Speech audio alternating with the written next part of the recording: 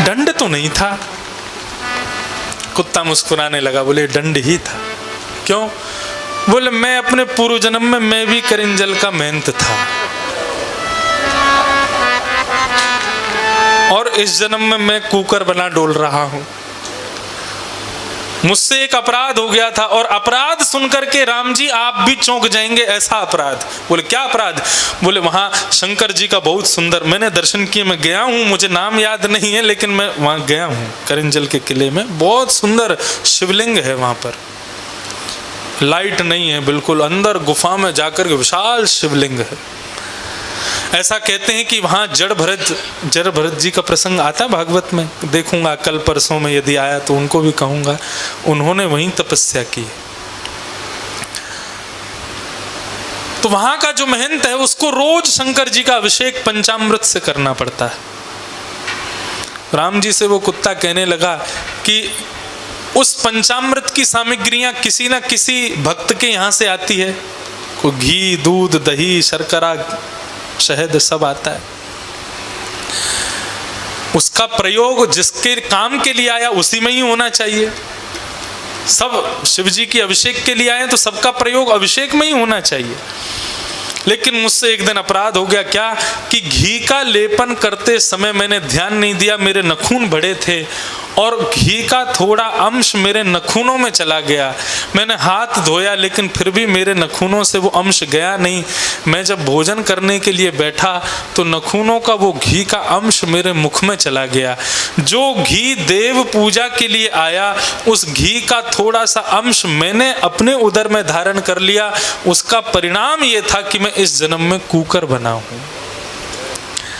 तो प्रभु मैं तो फिर भी इतना सोच समझ करके रहने वाला व्यक्ति था, फिर भी मुझसे इतना सूक्ष्म अपराध हो गया कि मैं कुकर बन गया। ये ब्राह्मण, ये तो शंकर जी के लिए आई सामग्री को खुद ही खाएगा, छोड़ेगा ही नहीं। मैं जानता हूं इसको, ये एक भी सामग्री का प्रयोग नहीं करेगा। ये घी भी खा जाएगा, दूध, दही, शर्करा सबका थोड़ा थोड़ा अंश शंकर जी को देगा, बाकी सब अपने पेट में ले जाएगा। उसका परिणाम ना जाने कौन सी योनि में अगले जन्म में जाएगा, वही इसको दंड मिलेगा।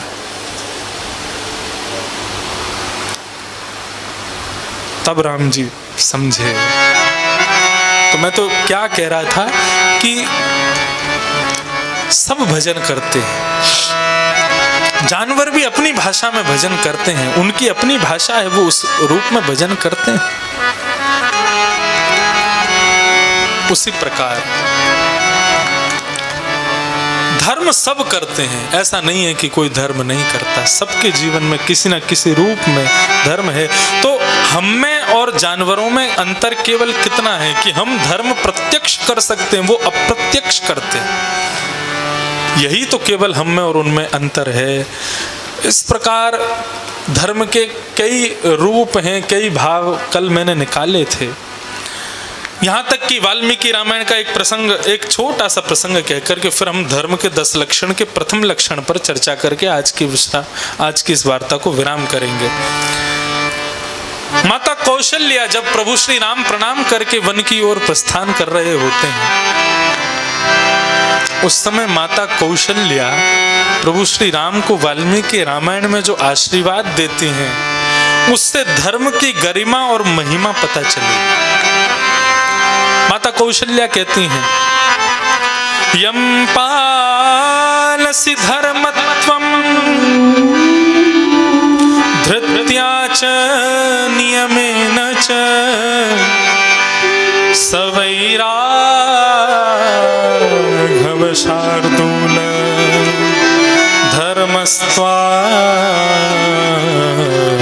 धर्मस्त्वामभिरक्षतु। वाल्मीकि रामायण में प्रभु श्री राम वन जाने से पहले कौशल्या को प्रणाम करते हैं, तब माता कौशल्या आशीष देती हैं। क्या कहती हैं? सवई राघव शार्दूल। शार्दूल कहते हैं शेर को।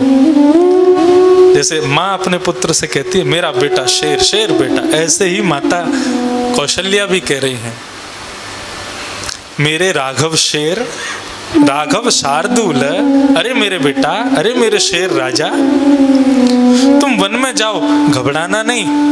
वहां तुम्हारी रक्षा के लिए पिता नहीं है, माँ नहीं है, परिवार नहीं है, ऐसा मत विचार करना। तुम्हारी रक्षा कौन करेगा वन में? तब माता कहती है, यम पालयसि धर्मत्वम, तुम जिस धर्म का पालन करते हो राम, और धृत्या च नियमेन च, जिस दृढ़ता से और जिस नियम से तुम अपने धर्म का पालन करते हो राम, तुमको वन में माँ की, पिता की, किसी की आवश्यकता नहीं होगी। वही धर्म, धर्मस्त्वाम अभिरक्षतु, वही धर्म तुम्हारी रक्षा करेगा। यही है अन्योन्याश्रय भाव। आप धर्म करो तो धर्म पलट करके आपकी रक्षा करेगा। मैं किसी व्यक्ति विशेष का नाम ना लूं, इस सभागार में एक हमारे बड़े प्रेमी बैठे हैं बंबई से।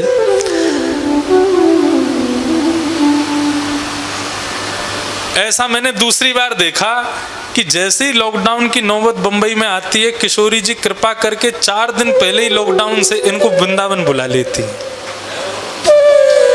पिछली बार वो किसी कार्य से वृंदावन आए थे, लेकिन किशोरी जी ने ऐसी 21 मार्च मुझे याद है, शायद 21 मार्च को लॉकडाउन लगा था और वे 22 मार्च को, और वे मेरे अनुभव से शायद 16-17 मार्च को ही वृंदावन आ गए। उनको नहीं पता था लॉकडाउन होने वाला है, 2-3 दिन के लिए आए और उसके परिणाम क्या हुआ, 10 महीना वृंदावन ही रहे, गए ही नहीं लौट के। बंबई जहाँ की स्थिति आज भी बहुत खराब है। हमारे यहाँ तो फिर भी घरों में लोग लॉकडाउन होते, वहां तो फ्लैट में, पिंजरे में बंद हैं लोग। ऐसी स्थिति से किशोरी जी बुला करके यहाँ, और उसका परिणाम लॉकडाउन में उनका घर हमारे घर के सामने। तो क्या होता, पुलिस वालों को देखते आ तो नहीं रहे, रोड पे देखते डंडे वंडे तो नहीं पड़ेंगे, दौड़ दाड़ के कभी मैं उनके घर चला जाता, कभी वो मेरे घर, और सत्संग करते, कभी गिरधर लाल जी का उत्सव करते, आनंद करते। तो किशोरी जी ने ऐसी कृपा की, ऐसी व्यवस्था की कि लॉकडाउन में उनको ऐसी जगह ना रहना पड़े जहां वो सत्संग से वंचित रहें, ऐसी जगह रहें। अब भी वो आए तो उनको नहीं पता था कि बंबई में लॉकडाउन होगा। यहाँ आती पता चला बंबई में लॉकडाउन, और दूसरे दिन पता चला कोकिल साई में इंद्रेश जी का प्रवचन। तो धर्मो रक्षति रक्षिता, ये अन्योन्याश्रय भाव है। धर्म स्वयं ही आपकी रक्षा करता। आप धर्म करो, धर्म आपकी रक्षा स्वयं करेगा। तो बंधुओं, 10 लक्षण हैं धर्म के। पहला लक्षण, सबसे पहला लक्षण है धृति। आप लोग मेरे मानने से इसको लिख ही लीजिएगा, जहां से जाके एक लिख लेना एक जगह पर। पहला धर्म का लक्षण है धृति। धृति कहते हैं धैर्य को। धैर्य मतलब पेशेंस, सहनशीलता। यह धर्म का प्रथम लक्षण है। यदि किसी व्यक्ति के अंदर धैर्य नहीं है, किसी व्यक्ति के अंदर सहनशीलता नहीं है, तो धर्म का प्रथम लक्षण ही जब उसके भीतर नहीं है, तो धर्म के बाकी के लक्षणों तक, और भक्ति की पराकाष्ठा, प्रेम की पराकाष्ठा, ये सब तो 10 लक्षणों के बाद के काम है। इस बार के सत्र में धर्म लक्षण 10 सुन लीजिए 3 दिन में, फिर कभी कोकिल साई में आएंगे तो फिर धर्म लक्षण से आगे की बात करेंगे। लेकिन पहले जो मूल है, आधार है, उस मूल आधार को समझ लिया जाए, मूल आधार को जान लिया जाए। और वो मूल आधार ये धर्म के 10 लक्षण, जिसमें पहला है धैर्य। तो धैर्य, सहनशीलता। धैर्य का मतलब क्या होता है? कई लोग धैर्य का मतलब गलत ले लेते हैं। धैर्य का मतलब होता है, बोले धैर्य का मतलब जल्दीबाजी मत करो, शांत रहो। इसका मतलब क्या? कमरे में पड़े रहो एसी चला के। आलस्य को धैर्य नहीं कहते। धैर्य का मतलब है कर्म तो करें, लेकिन पूर्ण विवेक के साथ, उसमें जल्दीबाजी ना करें, उसमें किसी भी प्रकार के हृदय। धैर्य का मतलब कार्य की गति तो गति से चले, लेकिन मन की गति सोच समझ करके चले, उसको धैर्य कहते हैं। सब सोचते हुए, विचार करते हुए, बड़ों से सलाह मशवरा करते हुए कर्म को गति प्रदान करे, उसको धैर्य कहते हैं। और यही क्रिया भक्ति में भी होनी चाहिए। आप चाहते हैं कि आज आपने कथा सुनी, रात में भगवान के दर्शन हो जाएं आपको। महाराज यदि कभी मैंने 11वें स्कंद के 14वें अध्याय के 31वें श्लोक से बोलना शुरू कर दिया ना भागवत में, तो आप लोगों की बुद्धि घूम जाएगी। कृष्ण उद्धव संवाद, इस बार मई में हमारी कथा बद्रीनाथ में होनी थी और वहां कृष्ण उद्धव संवाद पर कथा थी, जहां पर उद्धव प्रश्न करते हैं, कृष्ण उत्तर देते हैं। उसमें उद्धव जी प्रश्न करते हैं कि प्रभु सामान्य व्यक्ति को आपकी प्राप्ति कैसे होगी? तो भगवान जब उसका उत्तर देते हैं ना, तो उद्धव भी सिर पकड़ के बैठ जाते। इतना खतरनाक है आपकी प्राप्ति करना। भगवान क्या कहते हैं? बोले एक आसन पर बैठ जाओ। थोड़ा सा बता देता हूं 11वें स्कंद में मेरी प्राप्ति कैसे होती है। एक आसन पर जाकर के बैठ जाओ, अपने मेरुदंड को सीधा करो, अपने दोनों भुजाओं को अपने घुटने पर रख लो, इस प्रकार की मुद्रा को धारण कर लो। उसके बाद नेत्र बंद मत करो। भगवान ने देखिए ध्यान की विधि में कहा नेत्र बंद यदि किए तो कई बार पहली बार में तो नेत्र बंद करके आप बैठोगे तो आपको फालतू की वस्तु दिखेंगी, भगवान तो कभी दिखेंगे ही नहीं। मैं एक बार बंबई में ही कथा कर रहा था तो ध्यान की विधि बता रहा था, तो एक व्यक्ति दूसरे दिन मेरे पास आया, बोले हम माला जपते हैं आंख बंद करके। मैंने कहा अच्छा, लेकिन हमको राधा रमन जी नहीं दिखते। मैंने कहा नहीं दिखते मतलब? बोले मेरे को जो हीरो हीरोइन दिखाई देते हैं, नृत्य करते हुए अप्सराएं दिखाई देती हैं जैसे ही मैं नेत्र बंद करता हूं, और मैं सोच के बैठूं कि मुझको इसको नहीं देखना तो वो ज्यादा दिखाई देते हैं। इसलिए भगवान ने ध्यान की विधि की प्रारंभ श्रेणी में कहा नेत्र बंद मत करना। उद्धव ने कहा तो फिर क्या देखना है? बोले नासिका के अग्रभाग को देखो। और नासिका, ये मैंने करके भी देखा, नासिका के अग्रभाग को यदि आप देखते रहेंगे तो आपका मन बहुत जल्दी विचलित नहीं होगा, एकाग्र रहेगा। ध्यान की विधि भगवान बता रहे हैं, नासिका के अग्रभाग को देखो, उसके बाद प्राणायाम करो। अच्छा, मन को एकाग्र यदि करना है, हमने मन एकाग्र ये धर्म का प्रथम लक्षण तो बता दिया। अब जिसका हो जाता हो, जिसके अंदर धारणा ये पेशेंस हो, जिसके अंदर सहनशीलता हो, उस पर तो भगवान की कृपा। जिसमें नहीं है वो क्या करे? 8 योग हैं, इनको करने लग जाओ। यम, नियम, आसन, प्राणायाम, प्रत्याहार, ध्यान, धारणा और समाधि। नचिकेता संवाद का ये अष्टांग योग प्रकरण, जिसको भगवान कपिल ने अपनी मां देवहूति को सुनाया, नचिकेता उपाख्यान में है अष्टांग योग। मन धैर्यवान कैसे होगा? सुनिए, मैं उसी बात पर आऊंगा जो भगवान कह रहे हैं। मुझे नहीं पता था, प्रसंग में आगे वही बात आ जाएगी। 8 योग। सबसे पहला यम। यम का मतलब क्या होता है? अपनी इंद्रियों की इच्छाओं को पूरा ना करना, यही यम है। जीव की इच्छा हो रही है, क्या इच्छा हो रही है? बोले भारतीय फूड्स पर जाकर के सुबह सुबह बेड़ई कचौड़ी खानी है, बेड़ई आलू की सब्जी चटपटी खानी है। मुंह में पानी आ गया तो समझो कि अभी आपकी जिह्वा आपके वश में नहीं है। मन की इच्छा प्रकट हो जाए कि हमको लॉकडाउन खुलते ही कश्मीर जाना है, तो नेत्र आपके वश में नहीं है। आपकी प्रत्येक इंद्रियां अपनी इच्छाएं पूरी करवाने लग जाएं, तो आप सोचिए कि आप अपने मन के स्वामी नहीं, आप अपने मन के दास बन गए हैं। अपनी इंद्रियों की इच्छाओं को पूरा ना करना, ये अष्टांग योग का पहला लक्षण है। और ये कैसे होता है?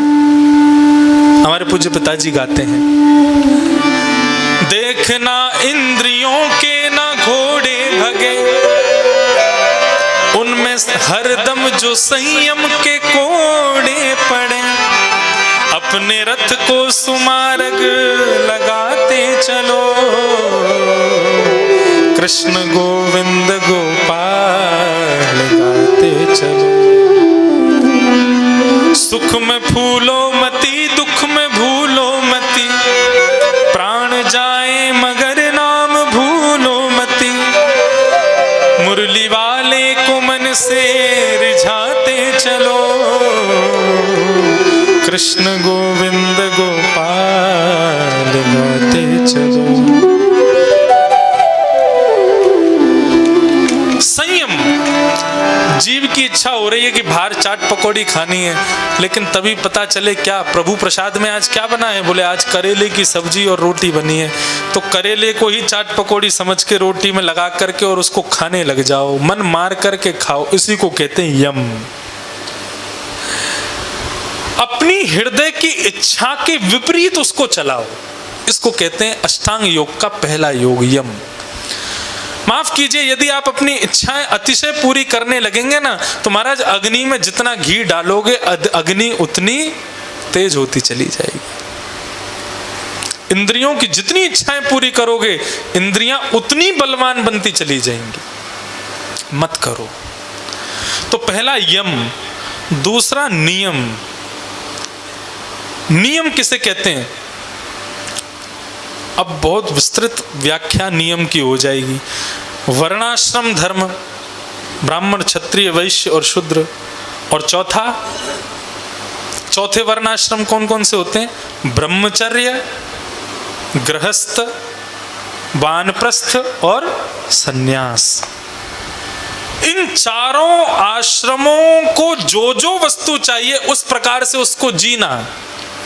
अब ब्राह्मण क्षत्रिय एतरों की क्या क्या गति है वो उस पर हम चर्चा नहीं करते। हम चर्चा किस पर करेंगे? ब्रह्मचर्य, गृहस्थ, वानप्रस्थ और सन्यास।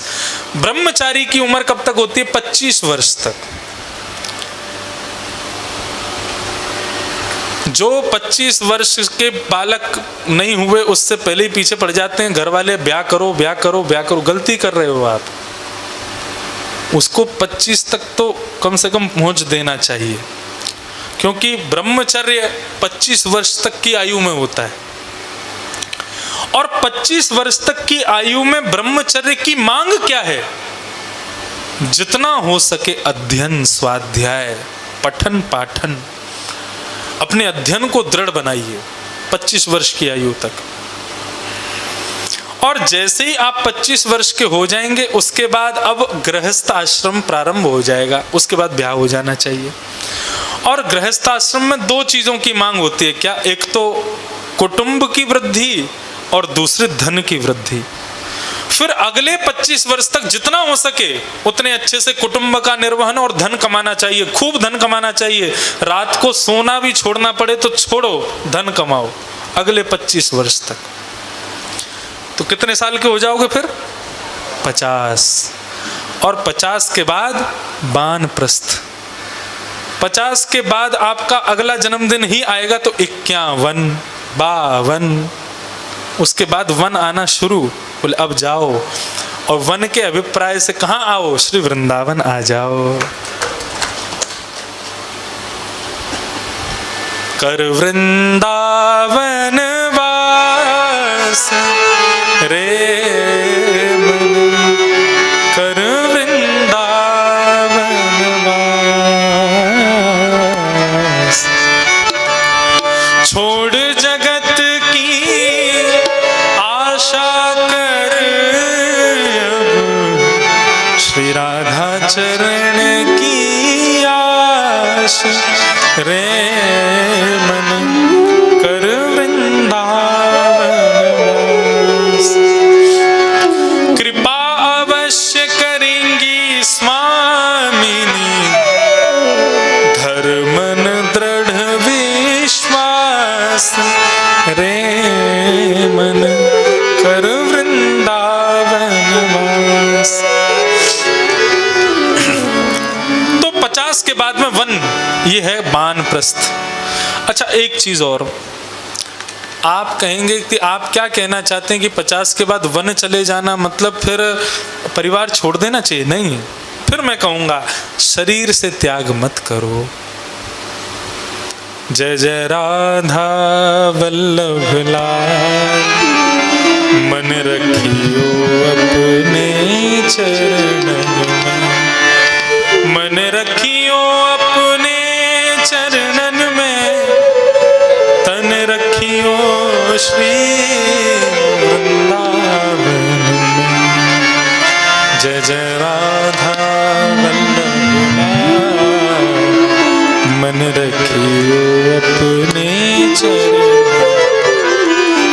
कहीं भी रहो, लेकिन आपका मन सदैव वृंदावन का स्मरण करे, वृंदावन के ठाकुरों का स्मरण करे, वृंदावन की गली मोहल्ले ब्रजवासियों का स्मरण करे। ऐसी मन की स्थिति 50 के बाद में हो जानी चाहिए, और 25 वर्ष तक इसी तरह रहना चाहिए। संसार से, परिवार से मन हटे, वृंदावन की ओर रहे। 25 वर्ष बाद फिर कितने साल के हो जाओगे आप?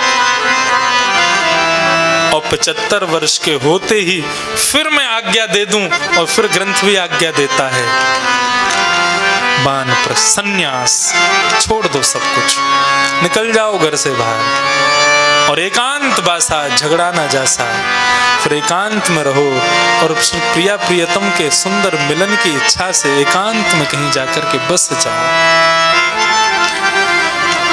इसको कहते हैं नियम। 25 वर्ष, ये 25 वर्षों में अपने संपूर्ण जीवन का विभाजन कर दीजिए, और फिर इस नियमानुसार इसको जीना शुरू कर दीजिए। ये अष्टांग योग का दूसरा भाव है, यम नियम। तीसरा आसन। आसन के भी दो भाव हैं। एक तो अपना आसन कभी नहीं बदलना चाहिए, आप जिस आसन पर बैठ करके भजन करते हैं निरंतर वही आसन रहे, यही विचार करना चाहिए। संत महात्माओं को आपने देखा, वो जहाँ कहीं भी जाते हैं अपना आसन संग लेके चलते हैं। क्यों? क्योंकि वो संत हैं इसलिए? नहीं, ये नियम है। आप जिस आसन पर बैठ करके भगवत स्मरण करते हैं वही आसन पर बैठ करके प्रत्येक क्रिया करें। उसका परिणाम क्या होगा? एक समय आने पर उस आसन का बल इतना होगा कि उस आसन पर बैठ करके आप कभी भी कोई अनुचित कार्य नहीं करोगे, आसन आपकी रक्षा करेगा। इसलिए आसन सदैव एक होना चाहिए, और आसन सदैव अपने संग होना चाहिए, उसको रखने में कोई हर्जा नहीं है। और दूसरा भाव यहाँ आसन का बताते हैं नचिकेता प्रसंग में कि 100 प्रकार के आसन हैं योग में। किसी भी एक आसन को परिपूर्ण रूप से मानव को जीवन में उतारना चाहिए। आप 3 घंटा प्रवचन सुने तो 3 घंटा एक ही आसन रहे, बार बार उसमें परिवर्तन हो रहा है। ठीक है, आप कहेंगे हमारे घुटने में दर्द, ऊपर बैठ जाओ, लेकिन आसन में वृद्धि होने से भी मन विचलित होता है। इसलिए आसन एक ही हो। आपको पता है ठाकुर जी कौन से आसन में बैठते हैं? पद्मासन। दोनों पैरों के तलवे ऊपर की ओर आ जाते हैं, ये ठाकुर जी का आसन है, पद्मासन। लेकिन हम लोग कम से कम सुख आसन में ही बैठे, लेकिन बैठे जरूर, अभ्यास करें। तो ये तीसरा मन को एकाग्र करने का तरीका, यम नियम आसन। और आसन के बाद में प्राणायाम। एक बात बताएं आपको, परम पूजनीय स्वामी योग ऋषि रामदेव जी, वे योग आसन जो बताते हैं सुबह सुबह, मैं ऐसा नहीं कह रहा उनको प्राणायाम नहीं पता, प्राणायाम उनको पता है, लेकिन वास्तविक प्राणायाम वो कभी खुल के किसी को बता ही नहीं पाते, और वो बताते नहीं है जानबूझ के। क्यों? क्योंकि उस प्राणायाम को कोई करेगा तो उसकी मृत्यु का भय होता है। पूरक, रेचक और कुंभक, ये प्राणायाम की 3 विधाएं हैं। करिएगा नहीं, करेंगे तब जब आप लोग उसके अनुकूल हो जाओ। तो पूरक क्या होता है?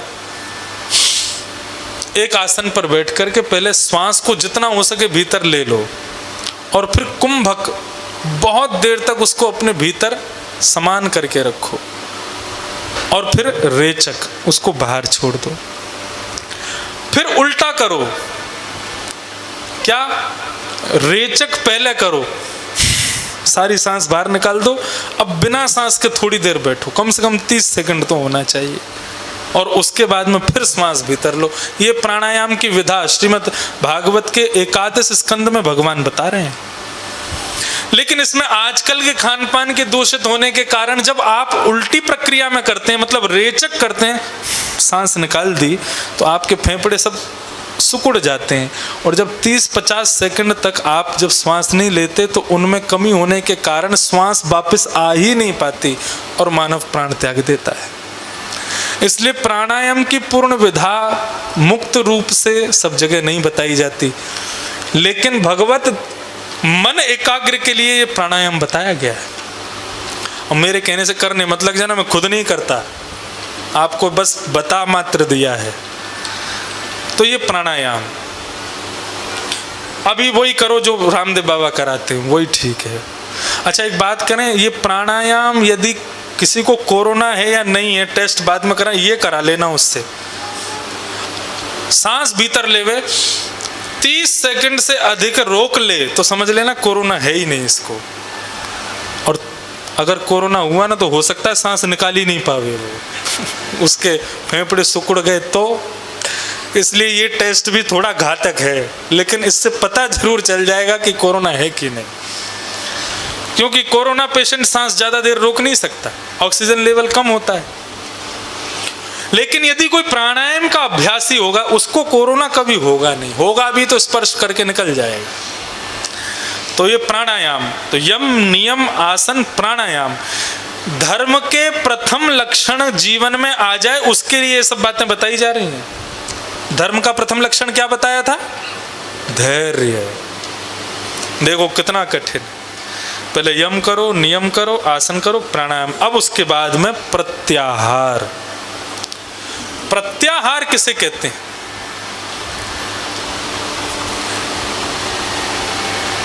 जितने विषयों में मन आसक्त है, कौन कौन से विषयों में मन आसक्त है? मथुरा के चौबे की रसगुल्ले, वो गुलाब जामुन बहुत पसंद है, वहां विषय आसक्त है। दिल्ली के उस स्थान के छोले भटूरे बहुत पसंद है, वहां मन, आपने मन को बांट रखा है दुनिया भर में, न जाने कहां कहां। चंडीगढ़ गए तो वहां पे वो खाया, वहां दिया है, अमृतसर के कुलचों को दिया है एक मन दिल्ली में बैठा हुआ है, एक मन मथुरा में घूम रहा है, एक मन किसी हलवाई के यहाँ घूम रहा है, एक मन किसी के यहाँ। उन सब जगहों से मन को खींच खींच करके लाओ और एक केवल भगवान श्री कृष्ण के श्री चरणों में उसको अर्पित करो। इसको प्रत्याहार कहते हैं। अपने आहार के रूप में कृष्ण को ही देखो। समय अधिक हो गया हम बस 10 मिनट में पूर्ण करते हैं। अब इतना आनंद आ रहा है कि हमको लग ही नहीं रहा कि समय ज्यादा हो रहा है। सच में कोरोना काल में हम भी बचते हैं, कम बोले, लेकिन आज सच में यहाँ का जो वातावरण है उससे मुझे खुद पता नहीं चला इतना समय हो गया। तो क्या कह रहा था मैं? प्रत्याहार। हमारा सबसे बड़ा आहार कौन है? हमारे सबसे बड़े आहार तो श्री राधारमण लाल जी हैं। उनका सेवन किए बिना तो जीवित रहा ही नहीं जा सकता। एक बार एक साधु गुफा में बैठ कर के भजन कर रहे थे। एक शिकारी वहां गुफा के बाहर से जा रहा था, उसने गुफा में झांक के एक साधु को देखा तो मन में विचार करने लगा, बेचारे ये साधु यहाँ बैठे हैं, 1 दिन 2 दिन 3 दिन 10 दिन उसने देखा तो उसके मन में विचार आया, ये खाते पीते क्या होंगे यहाँ पे। उसने बाहर से निकलते समय साधु से कहा, महाराज हिरन पकड़ लाया। बोले महाराज बाहर आ जाओ। बोले क्यों? बोले आप 4-5 दिन से मैं देख रहा हूँ आप खाते पीते क्या होंगे, आप निकलते भी नहीं यहाँ से बाहर, शिकार तो आप करते ही नहीं होंगे, इसलिए मैंने सोचा आपको दिक्कत ना हो मैं ही शिकार ले आता हूँ। ये हिरन पकड़ के लाया हूँ, आ जाइए बाहर, इसको बढ़िया, इसको काट पीट करके बढ़िया पका के दोनों पाएंगे। साधु हंसने लगे। बोले बेचारा अभी अविवेकी है, जानता नहीं है कि हम ये सब नहीं खाते, लेकिन अब इसने ये बात शुरू की है, इसी रूप में इसको उत्तर देते हैं। साधु बोले कि भाई ये वाला हिरन नहीं खाते हम। बोले क्यों, क्या कमी है इसमें महाराज, बड़ी मुश्किल से पकड़ा है मैंने। बोले ये वाला है, हमारा हिरन दूसरा है। बोले आपका हिरन कौन सा है? बोले चांद सा सलोना मुख, उसका चांद जैसा मुखड़ा है। बोले अच्छा, हिरन का चांद जैसा मुखड़ा है और लटें घूंघरारी हैं, उसकी लटें भी हैं। बोले ऐसा हिरन हमने तो देखा नहीं। बोले वही तो बात है, उस हिरन को खाने के लिए ही तो हम यहाँ तपस्या कर रहे हैं। भौएं हैं कटीली आंखें, तिरछी कटारे, होवा को चंदन सो महके बदन, ओ मेरा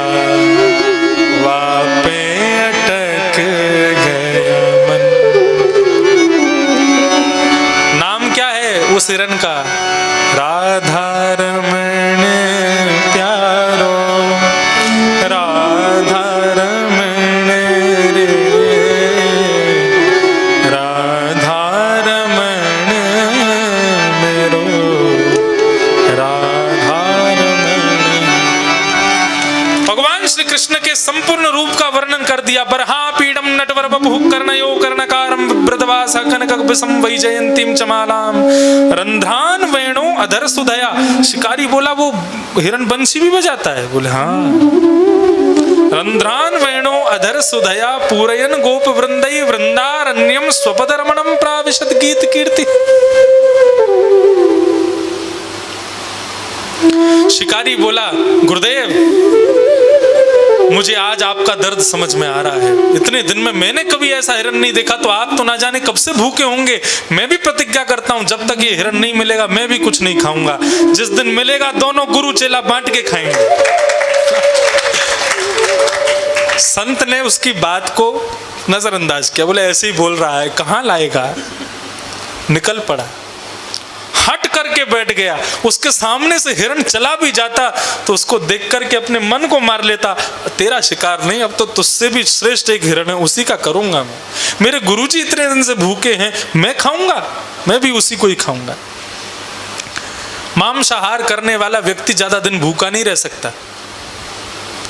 2 दिन में ही उसके प्राण निकलने लगे। तीसरा दिन प्रारंभ, अचेत अवस्था में पड़ा है लेकिन फिर भी धनुष बाण हाथ में लेके खड़ा है, कहीं तो मिलेगा।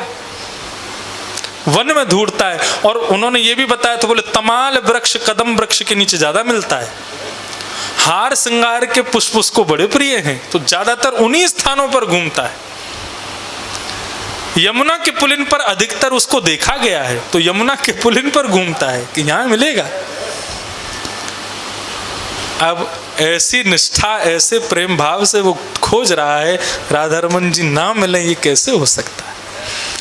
ठाकुर जी स्वयं खुद का शिकार करवाने के लिए उसके सामने आ गए।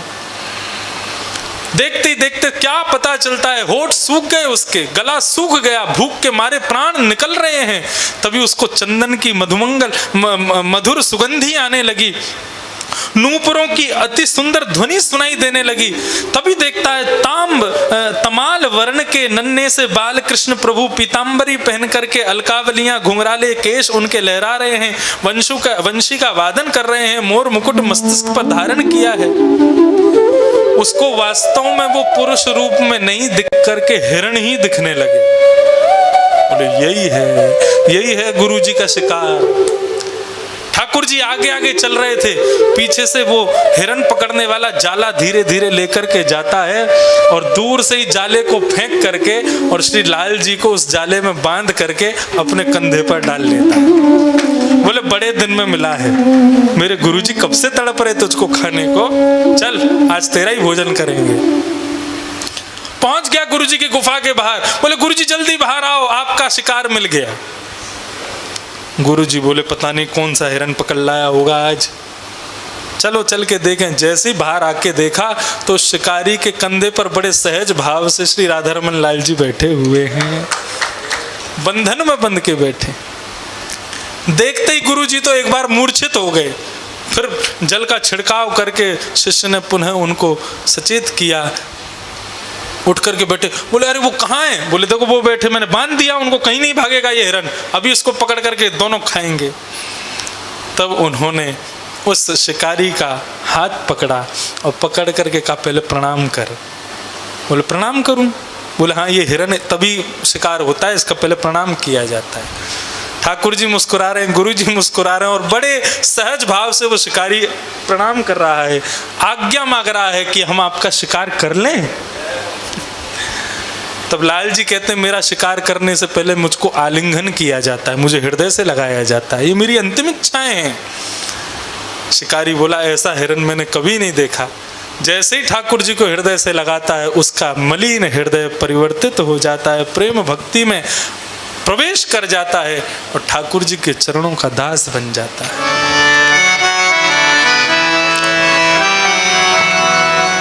प्रत्याहार, हमारा हमारा सबसे विशेष आहार कौन है? ठाकुर जी हमारे सबसे विशेष आहार हैं। एक बार को भोजन के बगैर जी लें, लेकिन उनके दर्शन के बगैर ना रहा जाए। यम, नियम, आसन, प्राणायाम, प्रत्याहार, ये 5 चीजें। अब उसके बाद बचते हैं ध्यान, धारणा, समाधि। इनके विषय में हम कल चर्चा करेंगे। आज के इस विषय को यहीं विराम देते हैं। श्री कोकिल साईं जी के मंगल में इस सुंदर स्थान में आकर के परम सुख, परम आनंद की अनुभूति हुई है। आप सबसे मिलकर के बिल्कुल परिवार जैसा ही आप सबके प्रति भाव मन में प्रकट हो रहा है। सबको मेरा बहुत बहुत प्रणाम है। बहुत बहुत जय श्री कृष्ण, जय सिया राम, जय श्रीमन नारायण। कल पुनः 10:30 11 बजे से ये सत्संग सत्र 2 दिन और